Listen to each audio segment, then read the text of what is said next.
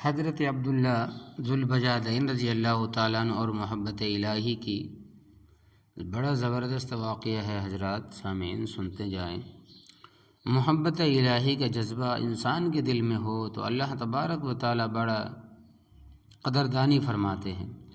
محبت میں ایسی کیفیت ہو جیسی حضرت عبداللہ ذوالبجادین رضی اللہ تعالیٰ عنہ کو نصیب تھی۔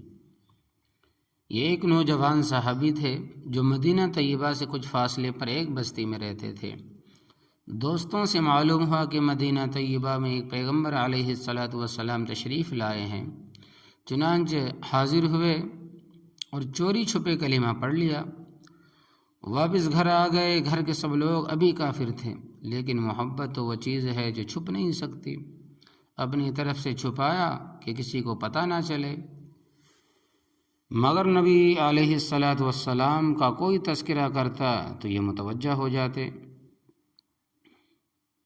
ایک دم بھی محبت چھپ نہ سکی جب تیرا کسی نے نام لیا۔ چنانچہ گھر والوں نے اندازہ لگایا کہ کوئی نہ کوئی معاملہ ضرور ہے۔ ایک دن چچا نے کھڑا کر کے پوچھا، بتاؤ بھائی کلمہ پڑھ لیا؟ فرمانے لگے کہ جی ہاں چچا۔ کہنے لگا کہ اب تیرے سامنے دو راستے ہیں، یا تو کلمہ پڑھ کر اس گھر سے نکل جا، اور اگر گھر میں رہنا ہے تو پھر ہمارے دین کو قبول کر لے۔ چنانچہ ایک ہی لمحے میں فیصلہ کر لیا۔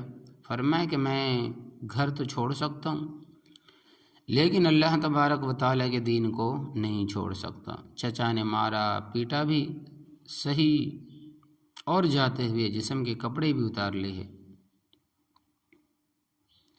جسم پر بالکل کوئی کپڑا نہ تھا۔ ماں بالآخر ماں تھی، شوہر کی وجہ سے کچھ ظاہر میں تو نہ کہہ سکی، لیکن چھپ کر اپنی چادر پکڑا دی کہ بیٹا سطر چھپا لینا۔ وہ چادر لے کر جب باہر نکلے تو اس کو دو ٹکڑے کیے، ایک سے سطر چھپا لیا اور دوسری اوپر اوڑھ لی۔ اس لیے ذوالبجادین یعنی دو چادروں والے مشہور ہو گئے۔ اب کہاں گئے؟ جہاں سوات کر چکے تھے، قدم بے اختیار مدینہ طیبہ کی طرف بڑھ رہے ہیں۔ رات کا سفر کر کے صبح نبی کریم صلی اللہ علیہ وسلم کی خدمت اقدس میں حاضر ہوئے۔ نبی کریم صلی اللہ علیہ وسلم نے دیکھا تو چہرے پر عجیب خوشی کی کیفیت ظاہر ہوئی۔ صحابہ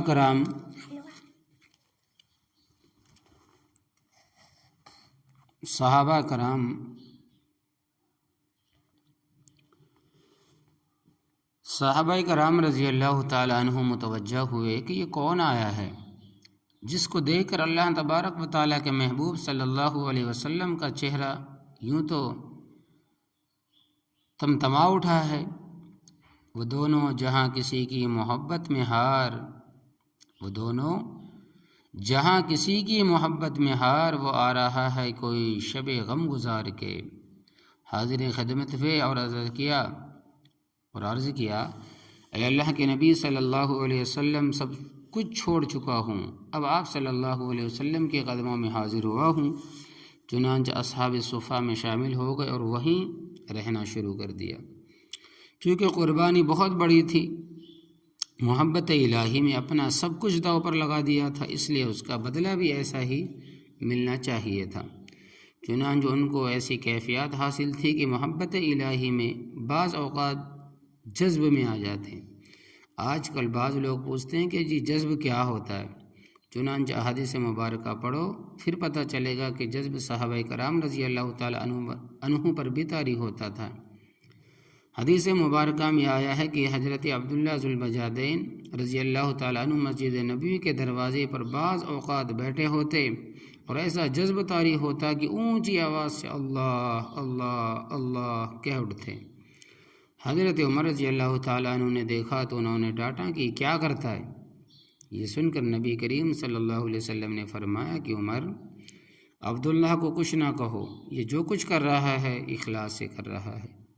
کچھ عرصہ گزرا، نبی کریم صلی اللہ علیہ وسلم ایک غزوے میں تشریف لے گئے۔ حضرت عبداللہ ذوالبجادین رضی اللہ تعالیٰ عنہ بھی ساتھ تھے۔ راستے میں ایک جگہ پہنچا تو بخار ہو گیا۔